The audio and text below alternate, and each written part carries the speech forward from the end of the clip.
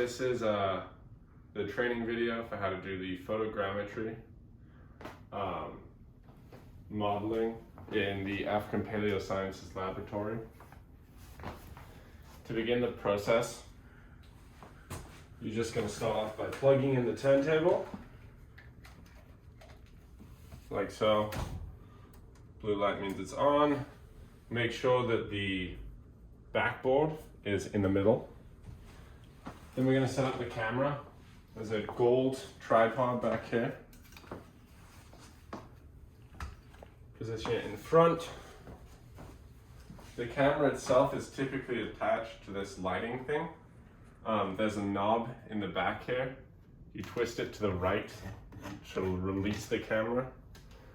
Keep it plugged into the computer because it's really handy, and it'll make sure your photos are a little bit less sort of jerky. You know, you want the camera to be still, so the remote shooting function is really helpful. To connect the camera, there's a knob down here, and you're going to twist this one to the right.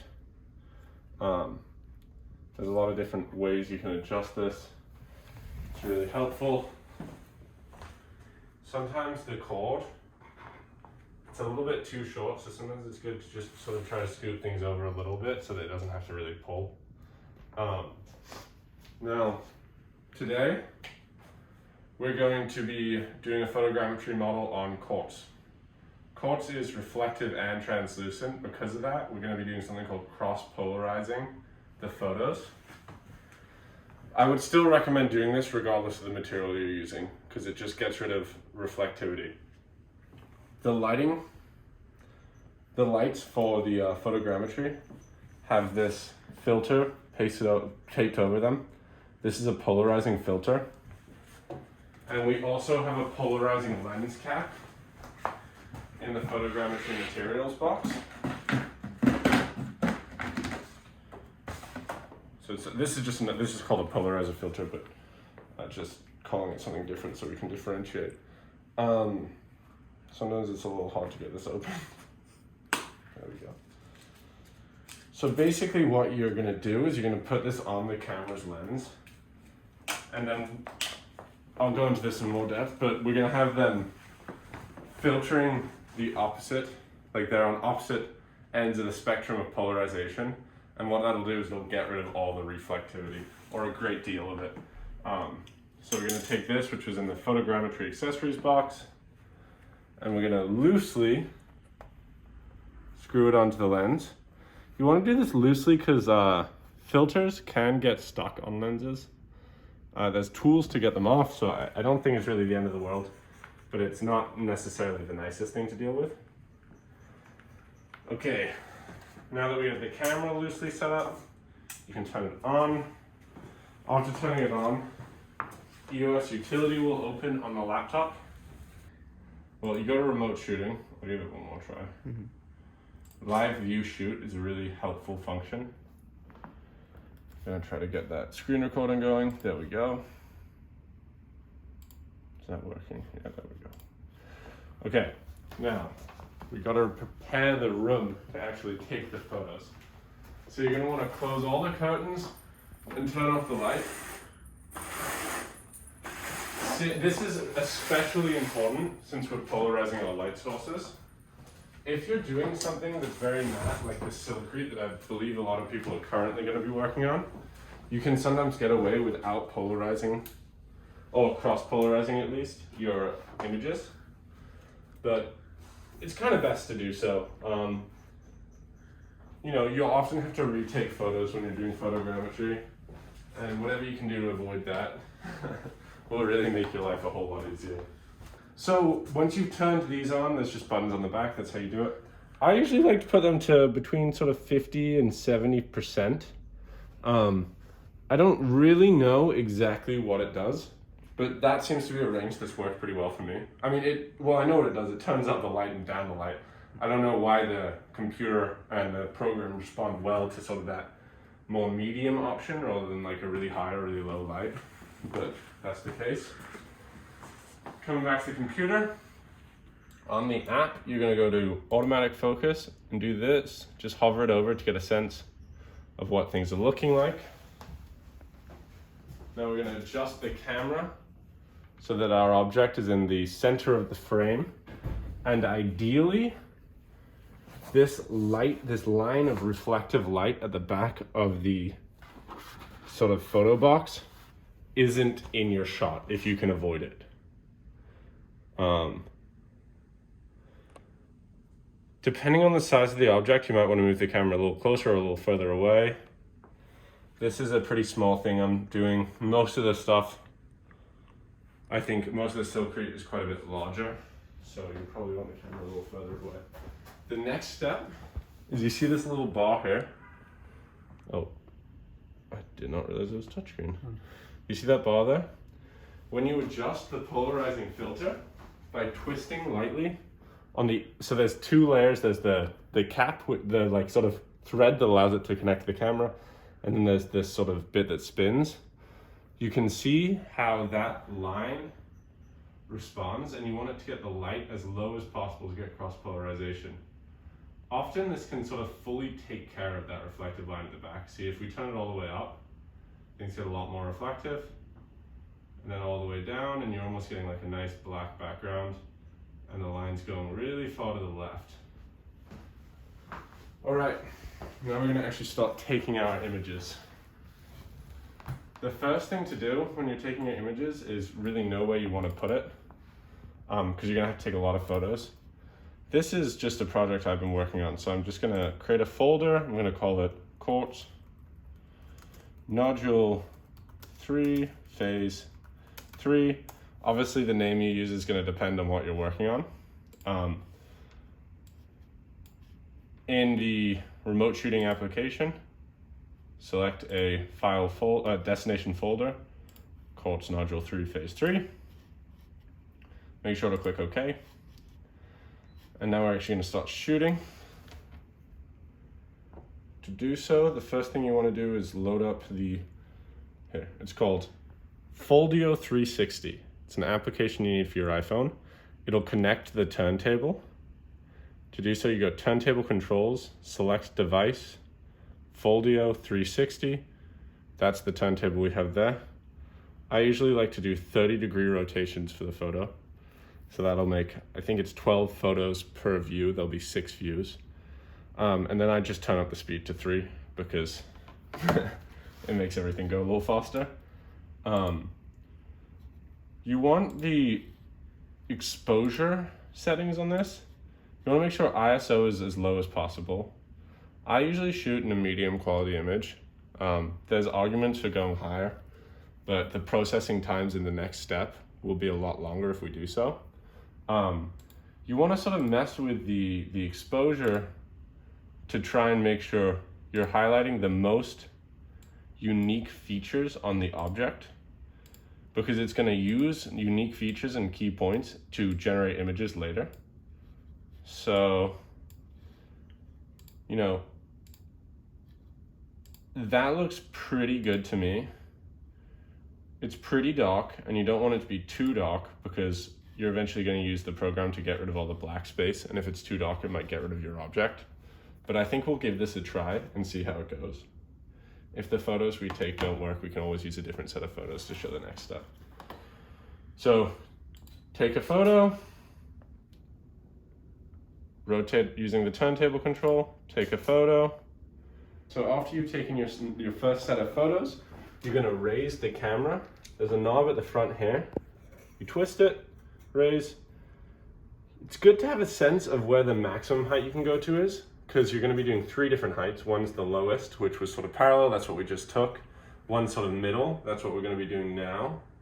And then of course you're going to do one from as directly above the object as you can. That's where you need to have a sort of sense of how high it goes. So there's the handle on the back coming out of the tripod, the big black handle. If you twist it, you can adjust the angle at which the camera faces. So now we're going to start on our next set of photos. Once again, trying to get the exposure right. Different heights, you'll be, seeing different parts. So like if I really wanted to get this top bit, it's a lot darker than the side. So you kind of have to figure that out.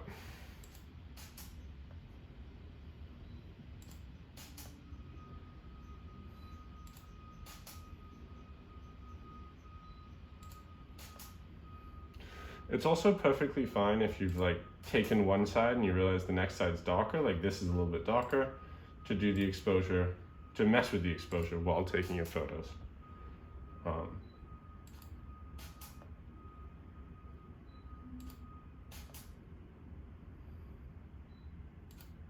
So, final set for the first view of the object. I like to put the camera at the maximum height. You know, this might change depending on what you're doing. Sometimes I like to really try to scoot it as close to the object as possible, because you do want the object to be filling like a fair amount of the frame.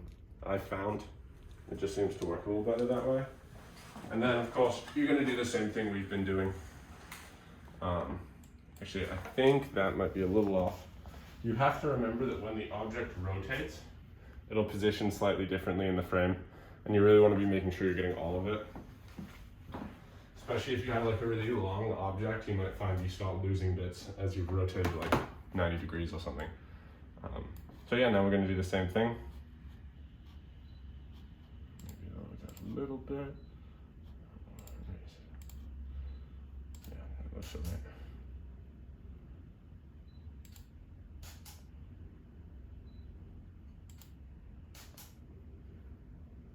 So we've now taken the first 3 heights of images.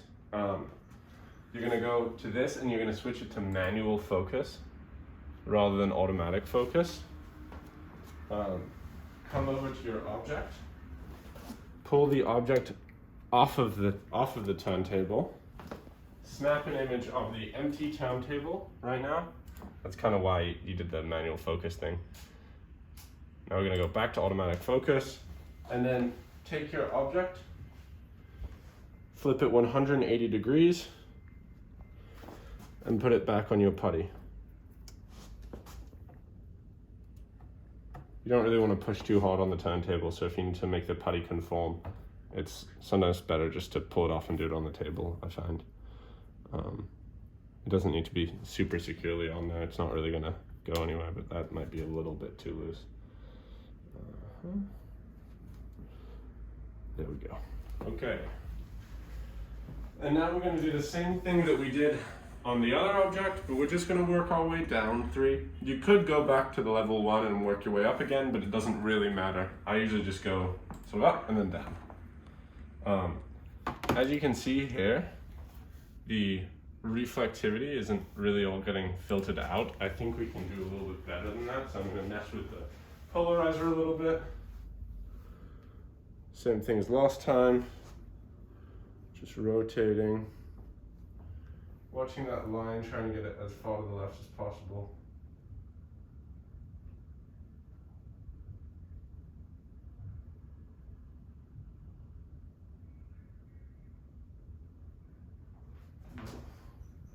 Looks pretty decent to me. Didn't really improve it that much, but still worth trying, I think. Also, just so you know, you'll know it's focused at the right distance when the little box lights up green. Okay, 1.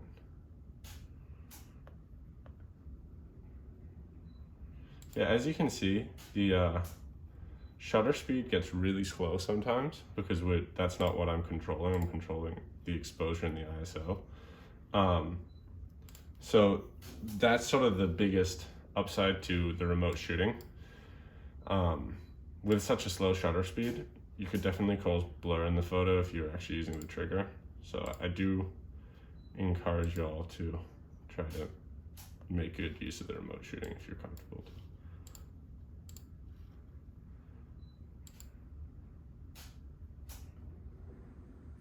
So now we're going to go down to, the middle height view. Same thing as last time, just in reverse. There we go.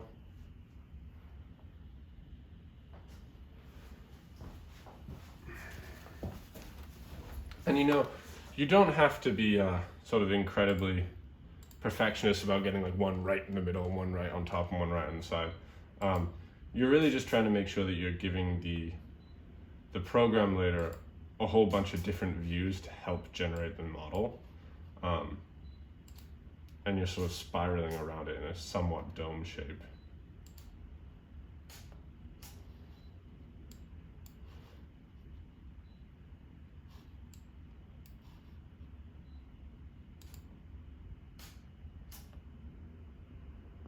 Okay, final height. It's going to be this sort of roughly parallel view. I often will sort of look at the computer to figure out how to aim it just right. Let's see.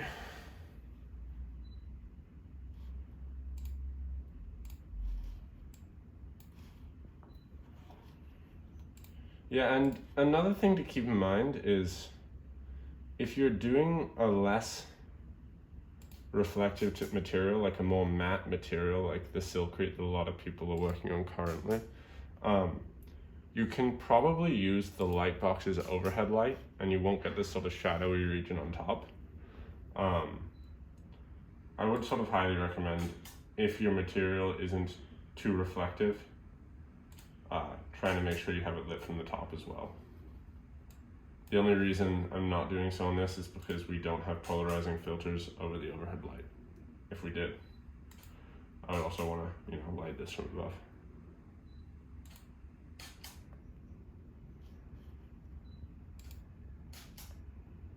Okay, after you've taken your images of your object, there's one more really important image to shoot. Once again, you're going to go to manual focus. You're going to come to the photogrammetry, and you're going to aim the camera up into sort of the ceiling. Come back to your computer, get the exposure as low as possible. You can just click this double arrow thing. There's a little bit of sort of light still in this one. I'd sort of ideally like to get it a little lower. You really want it to be like a black screen. I'm just gonna turn down the light controls, and that'll darken it up a bit. Manual focus, and then click. And this photo will always take like a while to take because it's trying to pick up on stuff which isn't there really.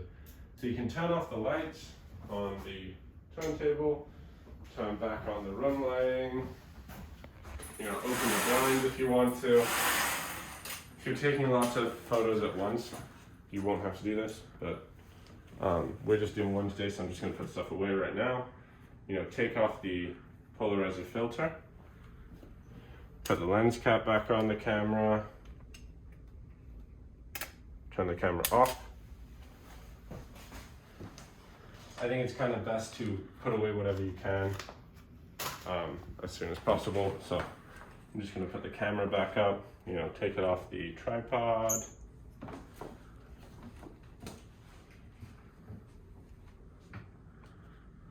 Sometimes a little hard to find where the hole is when you're doing this, but just take your time with it. If you've been using it for a while or someone else was using it before or something and the battery on either of these is low, you can plug them into the micro HDMIs in there. Put away the tripod. I usually just put it back here. There's other background colors there.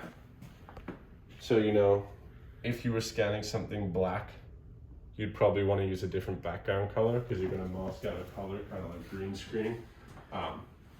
Since we're doing something white, black works just fine. So now that we've done all that, we're going to actually get to the computer. With all the photos that you just took, scroll down, find the black image you took and just rename it black is usually what I just do. Just something you can remember because you're going to need to remember it. Now we're going to get started on actually making the model. So you're going to open Agisoft Metashape Professional.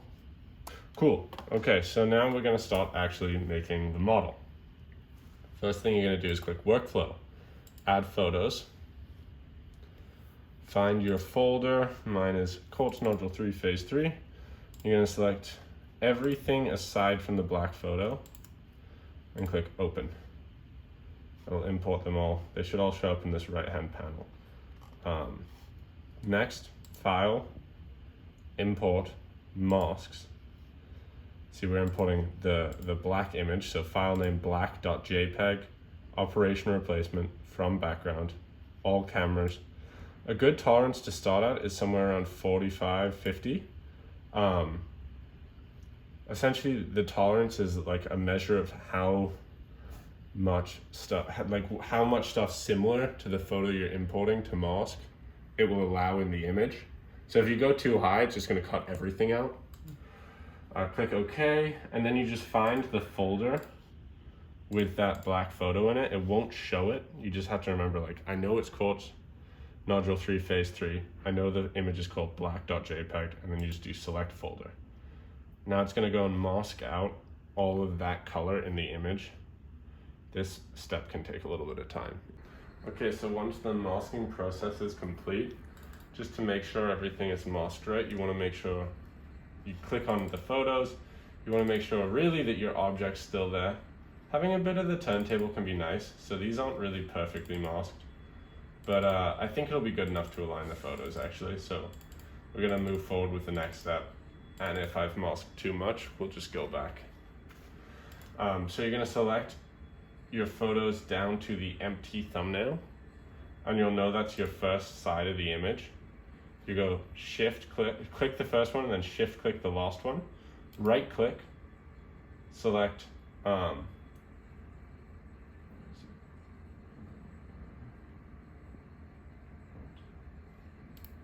here we go. Yeah, I just right clicked in the wrong place. Select move cameras, new chunk. Yes. Then you can go ahead and delete the empty image. That's just really a placeholder so you know where you're going. Now if you click on the workspace button here rather than the reference button, you'll see you have two chunks. I must have miscounted slightly on the images, but ideally you should have 36 images in each chunk. I seem to have done a few too many on one and missed one on the other. Obviously this is not ideal, but I don't think it'll really pose too much of a problem, to be honest.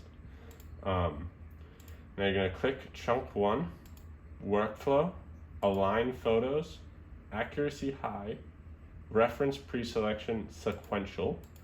Sequential is gonna make it do a sort of spiral, and that's why we took the images in the way we did. Sometimes you can, mess with the accuracy. I think high is a good starting place. Sometimes a lower one will actually, if your model, if it's not aligning them, sometimes a lower one will force the camera to pick up on less points, and it might therefore pick up on more sort of substantial points and actually result in alignment when the higher settings won't. But starting with high seems like a good option. This can take, a minute or two, but sometimes it's quite quick. The lower settings, it'll be really fast. So we'll just see how this goes. This worked well. You can see the images have been aligned, and we have this sort of crude model looking thing. If you click this button here on the toolbar, show cameras, you'll see that's how the cameras are aligning. So we have that nice 3 angles, the sort of dome. Now we're going to go ahead and do that with the other view of the object. So workflow, align photos, high, sequential, go. Cool. All right, so now we have the other view too in this sort of weird image form. I think it's good to remember to save while you're doing the photogrammetry because it doesn't save automatically. I'll just find the folder from which I'm working, and maybe call it project or something, but you'll all have your own systems as to where you save it and how it works for your specific project.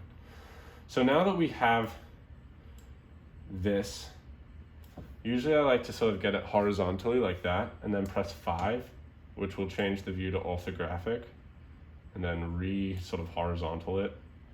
And you go up here to this move region box, select the drop down, resize region. Oh no, we're first going to rotate region, and you want to rotate it so that it's at a sort of approximately the same angle You're gonna sort of resize this after, so you don't need to worry too much about it. Okay, cool. And then you're gonna go resize region and crop out the turntable, and as much as the putty as you can do without worrying too much about affecting the object. You'll be able to cut out parts later. So you don't really want to lose too much of it, but try to get rid of a good amount. Then you're gonna go workflow, build mesh, source data depth match, quality high, face count high. In advanced, you want to make sure it's interpolation enabled and depth filtering aggressive. Calculate vertex color is good to keep on too. So we're gonna go okay. And this is definitely one of the slower pieces of processing. So now we wait. Now we have our sort of model of one side. As you can see, there's still quite a lot of the putty in there. Sometimes I'll wait to get rid of it, but I think I'm just gonna get rid of it now before I do the other side. Make sure you have the cursor option selected. Zoom in, and then you're gonna go here. You're gonna go down to freeform selection. And now you're just gonna start, cutting out the putty. You select it and then you click delete to get rid of it. It's okay to get rid of a little bit of the model of the actual object, because the other side will be picking up this area, this bottom area right now, a lot more than the photos I took of this side. Sort of rotate, The putty's easy to see because it has this different color. That's not actually putty. Sometimes when it aligns the photos and builds the mesh, it'll sort of combine the photos and the putty a bit, and you'll get these weird super flat gray bits. Those are also really good to get rid of. Sometimes they'll become more clear after you've aligned the chunks, and you can always get rid of them then too. So, good to get rid of as much as you can, but you don't need to be too terrified of missing a bit or anything like that. That looks pretty decent to me for now. So now we're gonna go and we're gonna do the other side. So you go back to the other chunk, you click this button here, which will reset the view on the object. If you hold down the middle button on the mouse and click, you can move where the object is on the screen. I usually just put it in the center of the circle. This is kind of one of those little tricks that took me a little bit to figure out, but has come in really, really handy. So I highly recommend you all make use of that. Once again, sort of getting the object nice and central and flat. And now we're gonna go ahead and we're gonna, once again, rotate the region.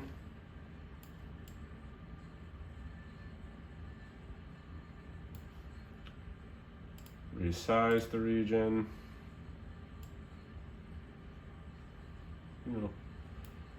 Again, you can leave a bit of putty. Make sure that the whole object is being captured from above. I might save again, just why not? Build mesh, depth match, high, enabled, aggressive, calculate vertex color. These settings should remain the same if you don't mess with them. Especially the advanced ones, you probably don't have to worry too much about. Okay. And now we're gonna wait and let it do the same thing it did for the other side to this view. Okay, here, so now we have our next sort of model made, or mesh, I think it would be called. And we're gonna do the same thing of sort of cutting out the putty wherever we can. Same as last time, trying not to take more than we need to out, but also not leaving too much.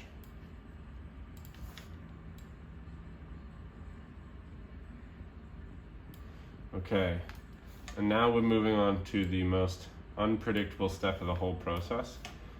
If things don't go well at this step, there's a whole bunch of other steps you have to follow. We're gonna see what happens on this one.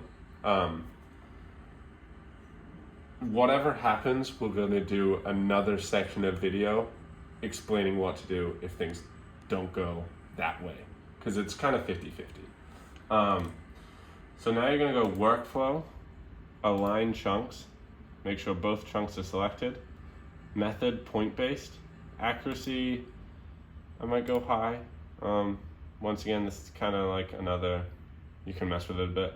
Apply masks to key points, and you're gonna click OK.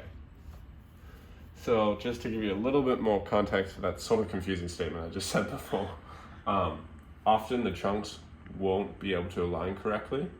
It'll think it's aligning them, but putting them not in like an actual correct alignment.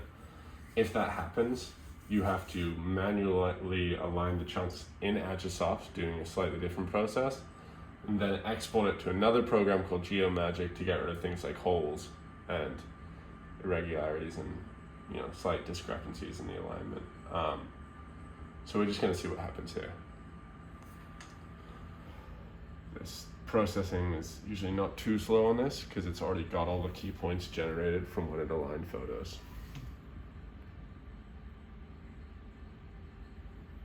The processing has finished.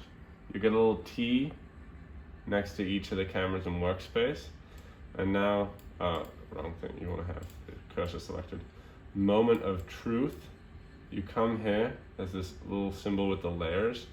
When you do this, it's going to show all the chunks with the T next to each other. And as you can see, the alignment has completely failed. This is unfortunate, but maybe also good, considering what we're doing. We're going to try just one more time with a slightly lower. We're going to do point-based, but I'm going to put it on medium, and I'm also not going to apply masks, and we'll just see what happens. Sometimes, you just need to do it a few times to make it figure it out. Okay, so our alignment, is not working. I'm going to unselect this. And what we're going to do now is we're going to start adding markers. What that's going to do is we're going to use those markers to align the chunks rather than aligning them manually. So I have one chunk selected. I know that like the 3 is probably going to appear on both of them and be easy. So I'm going to add a marker there, and then a marker at the end of this middle bit. And then I'm going to go and do the same thing on this. You have to make sure that it's the corresponding number. So on the first one, I did 1 in the dot, 2 on that. So I'm going to do that again on this one. To begin the alignment process, you need to select 3 points. You need to have at least 3 markers. How I usually do that is I find like weird features that stand out. So like there's this weird triangle at the end here. So I add that on one, and I'm going to go and try and find that on the other one now. I think it's one of these two, but I don't really know which one, so I'm going to look one more time. It's kind of the right one. And this sort of takes a little bit of getting the hang of. I'm still forgetting which one it is. So it's the smaller one, and it's the left side of the smaller one.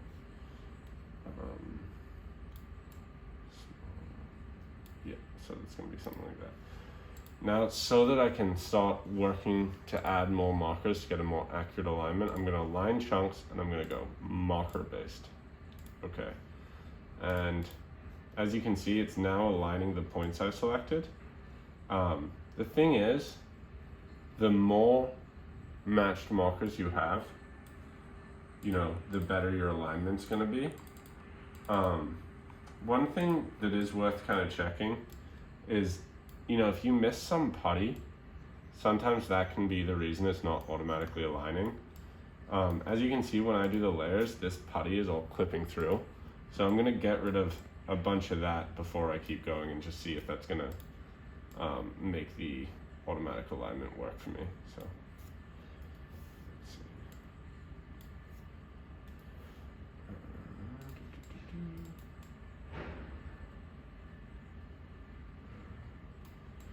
Yeah, and so the tool you use for cutting out bits will sort of slice through everything. So you want to make sure you're like removing things at an angle where you're not going to like delete the other side. So workflow, we're going to try one more time with the point-based alignment, see what happens. Odds are if it's not working, little changes aren't going to suddenly magically make it work. But it's obviously worth trying.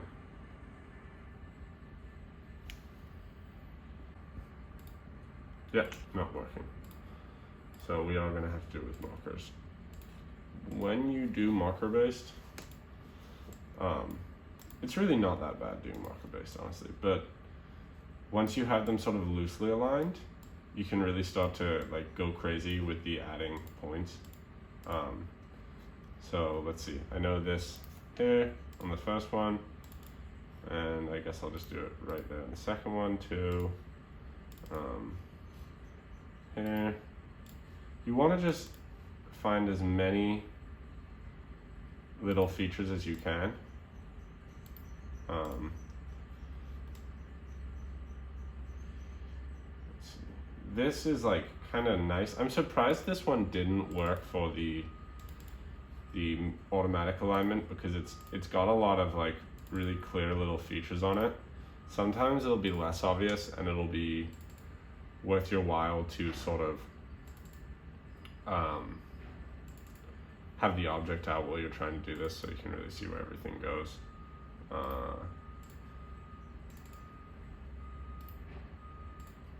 I think what it's probably struggling with is the fact that our two chunks were lit pretty differently. So it's not recognizing that we're seeing the same thing on both of them. Like, especially with the issue of reflectivity, it's probably thinking that they're completely different features, whereas they're just like sort of actually minor differences due to lighting. Like, let's see, we can see that there, that there. I think we'll probably be able to get one on the other end on the other one too.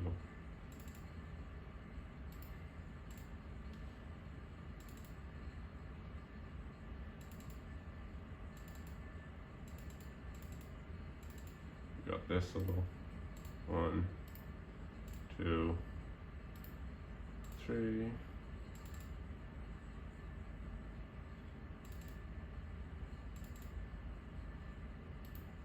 One, 2, 3. So yeah, now we have, let's see, 12 markers on each. Let's align chunks again. Marker based. You know, these are starting to overlap each other fairly well. This discoloration coming through, I think, is once again a bit of putty we didn't cut out fully. Yeah, so yeah, like I was saying, the putty does stand out. Obviously, sometimes it's a little hard to recognize that it's not meant to be there before you see it on the other one, especially on quartz. I don't know if this will be as much of a problem on the silkreed, because yeah, quartz comes through this sort of grayish color when it's being generated, and the putty is also gray, whereas silkreed will probably be like orange versus gray. Like I did last time, I'm gonna try the point base one more time now that I got rid of that putty,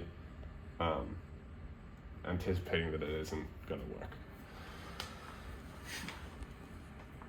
Okay, so try it again. Also still not working, going back. And the nice thing is that the marker-based alignment sort of processes instantly, so you can just keep working at it. You know, that's looking pretty decent to me. Is that?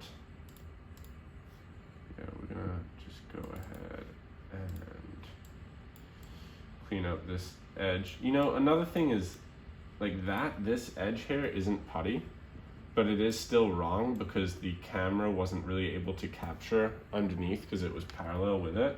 So it seems like maybe the program generated stuff that, you know, it couldn't actually really see. And that's also part of the reason you'll have these like weird clipping through bits.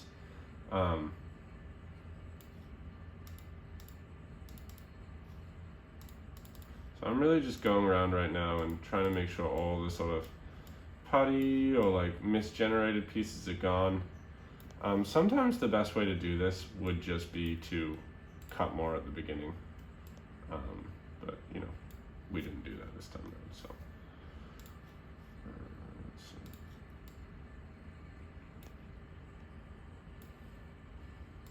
Okay. Lost track. I think this this marker-based alignment that we have here is probably good enough to go to the next place. The only reason I'm trying the point-based alignment one more time is because technically holes will exist that have to be sort of patched, and that can result in kind of a, like, while you'll still end up with a usable mesh, a little bit of a extra material that isn't actually there as it fills the hole and adds the polygons. Okay, yep. Absolutely no way we're gonna get a point-based alignment as far as I can tell on this one. So going back, marker-based, there we go. As you can see, everything's aligning sort of decently well. I might cut out a bit more of this mesh from the bottom, because why not? As long as there's enough that you're capturing the whole thing, it shouldn't be a problem. The real difficulty is when you are on, when it manages to do a point-based alignment, you don't want to have cut too much before then, because if you do so, there'll be less points for it to pick up on to generate that alignment. So yeah, as you can see, I'm just going around, sort of slicing off extra material that's just going to make it a little bit like less nice. Really, next, if you're doing this, I'd recommend being a little bit more free with the slicing before you get to this stage in the future. Yeah, so I'm sure, like, you know, while it would be best, faster, not necessarily best, to cut more from an earlier stage, it's important to remember that the downsides to doing so is you have less material to work with. It's best to sort of proceed somewhat cautiously, though it definitely does make things take a little bit longer. And, you know, just keep adding markers till things are looking close enough to you. It's a bit of a judgment thing. The odds are they're not going to be like 100% perfect, because it's not doing a computer generated alignment, you're doing a manual alignment. But like, yeah, so like you see that edge isn't sort of perfectly lining up. I might add some markers to try and get it to clip a little closer, you know? And once you have a pretty decently aligned thing, so you know, nothing's too messed up, you're gonna save, and then you're gonna go workflow, merge chunks. Select the two chunks you want to merge models, and that'll just give you sort of a third thing here, which is the merge chunk. You know, center view, go to reference and delete all the markers on the merged model. This is the reference for the merged model, not the reference for either of the chunks. I'm not going to mess with the chunks anymore unless I have something go wrong and I need to have the, you know, the sort of material there. So you can turn off view through, and now we're just looking at our one merged chunk.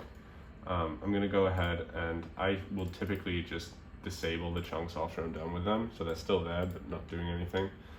Now we're going to go File, Export, Export Model. You know, go to the project folder you're working out of, and I'm going to call this for Geomagic.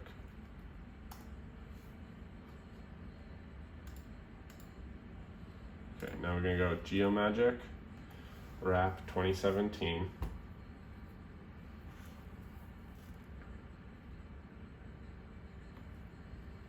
And Geomagic can sometimes take a little bit to open. So now we're going to go click this button here, go open, Oh no, sorry, I messed that up actually. Actually, I think open will work. Usually I go import, but I think open will get us the same place. You're basically going to tell it to open the mesh or the model you just exported called 4Geomagic. If it comes from Agisoft, you want to have meters as your units. If it comes from the structured light scanner that you're going into Geomagic, millimeters. Click OK. I don't know if you'll have to import from structured light, but I've had to before, so it's good to know. You use the middle button click to rotate the object, and you can see these green lines, right? That's marking where there's holes. So I'm going to go ahead and fill the holes with the Polygons pane single fill tool. You could use fill all, but I don't know, it's the same as with the cutting off bits of the mesh. The sort of more precision you have in each of these steps, the easier your life will probably end up being, at least overall.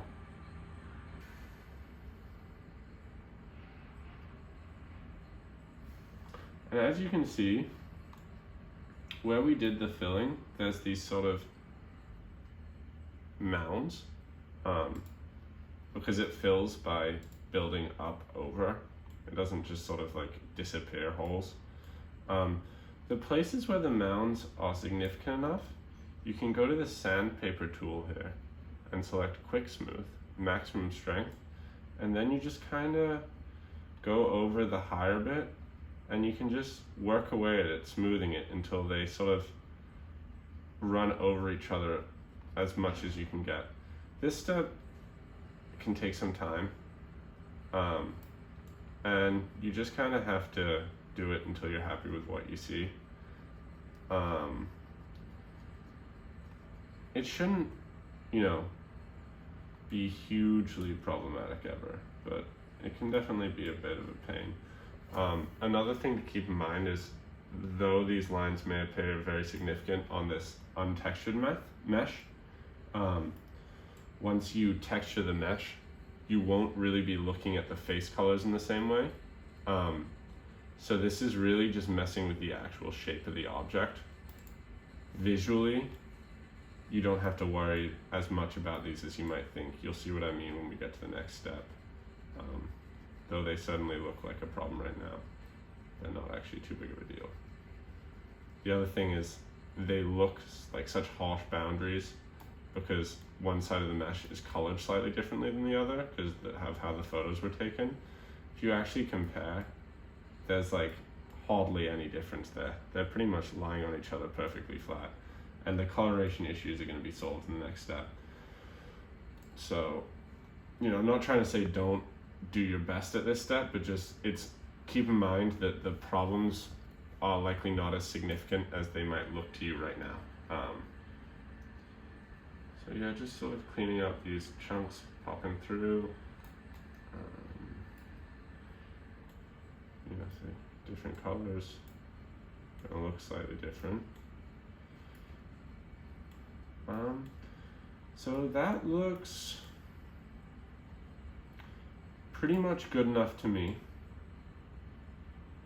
You could perhaps take a bit more time on this, but Zai and I both have limited time while making this video. So, the only thing you'd be doing more of is the steps I just explained. You just might be taking more time to try and smooth things out to make it a bit more perfect. But as I was saying, you don't need to be too much of a perfectionist about this. It's going to become a lot less significant after the next step. So I'm going to click OK, and I'm going to go ahead and save this. I'm going to go to Silcrete Nodule 3 Phase 3, or Quartz Nodule 3 Phase 3, which is my project, and I'm going to title it From Geomagic, and make sure that it is in the format of a PLY file, not a WRP file, and save. Okay, so back in Agisoft, save, file, import model, and we're going to import the From Geomagic model that we just worked on. Just keep that the same. I will typically replace the default model because I know that I have it there on the chunks to remake easily if I have to. I don't really know why this is, but if you don't replace the default model, often it can get quite laggy. I think it's because it's trying to display two at once. So yeah, now we have our imported model, which is the same but just a little bit cleaned up. And we're gonna go workflow, build texture, diffuse map, images, generic, mosaic, default. I really don't think you often have to mess with any of these settings. Make sure it's on source data images, because it's going to use all these images we took to make the texture. And now we sort of let it run.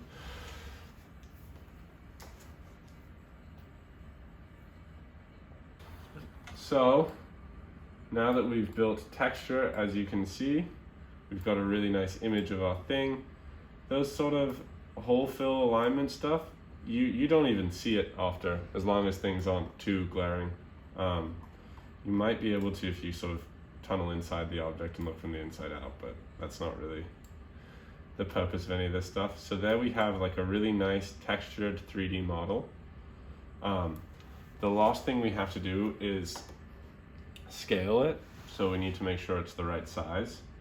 How you do that is you'll select a group of images from the image pane.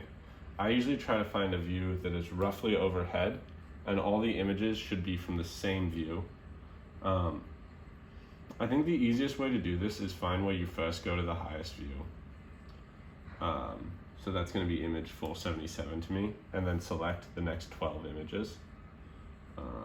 So 77, so you don't have to do a whole 12, you can do like 10 or whatever. And you go tools, markers, detect markers, cross non-coded.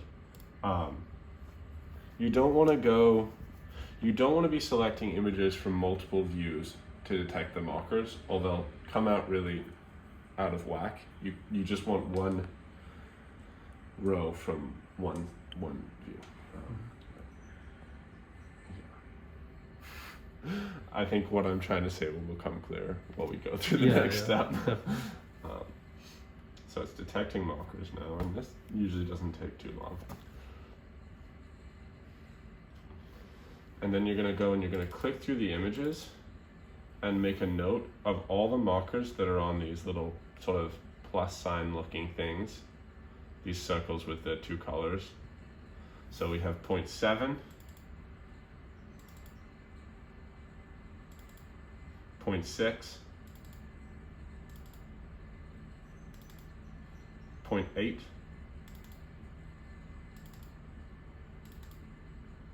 and 0.5.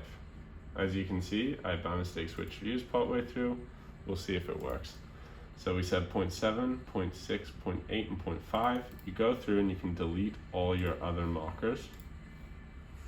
Go back to model to see if it worked. There we go, they're all in one plane. You're gonna go select the points that are across from one another. So I know 7 and 8 across, select both of them, shift clicking or control clicking, and then right click and select create scale bar, and do it with the other 2 points. So you should have 2 scale bars. I'm a little bit concerned, actually, that,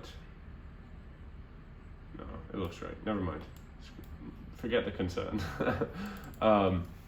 The scale bar distance is 0.192 meters. It's 192 centimeters.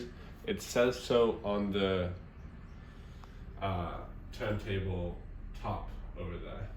So you're going to type in on the scale bars pane here the distance on both of them. So that's going to be 0.192 meters on both of them. I just typed it in here. You double click, type distance. So there we have that.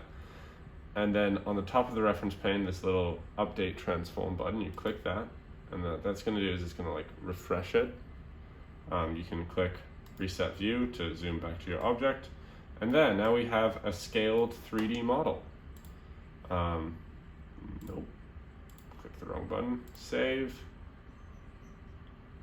frequently. File, export model. It's really important to select a name with fewer than 5 characters. If it's more than 5 characters, a lot of 3D object viewers won't be able to load the texture.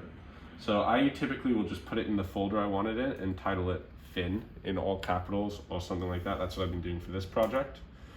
Export as a PLY file, and go to my quartz experiment folder, nodule 3 phase 3, Fin, double click to open.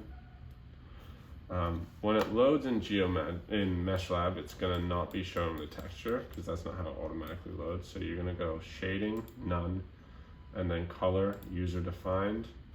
And there we have our textured 3D model. We can compare it to our actual object. Sometimes, you know, having like face on or something like that can be helpful because you can see a bit more, but I honestly think it usually doesn't look as nice. So I'm trying to choose my favorite one of these. So yeah, you know, it's the same object.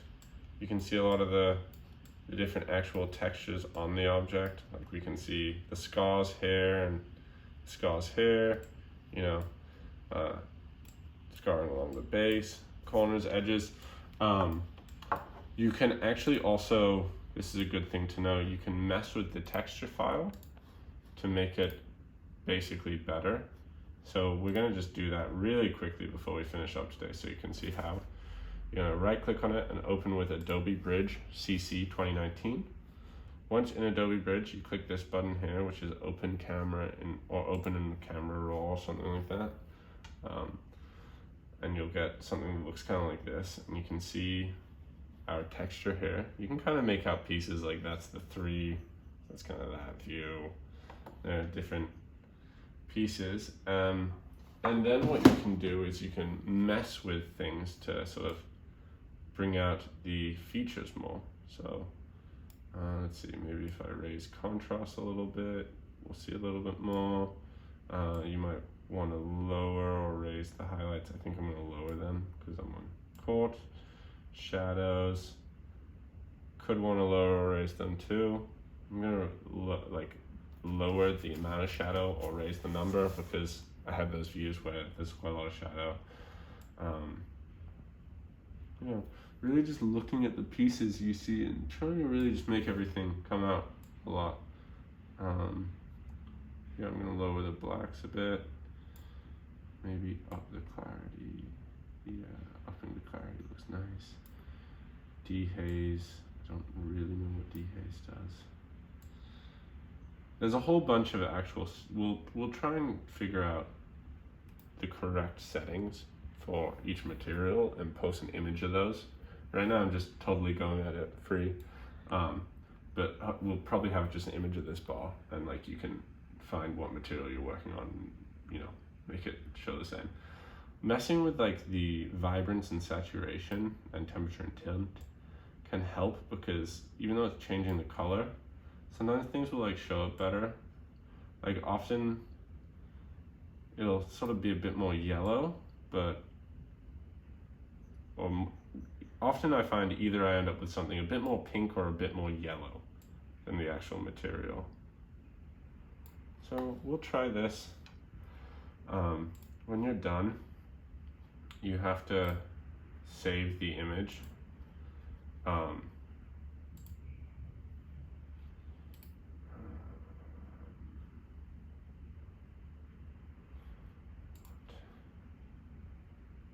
Sorry, I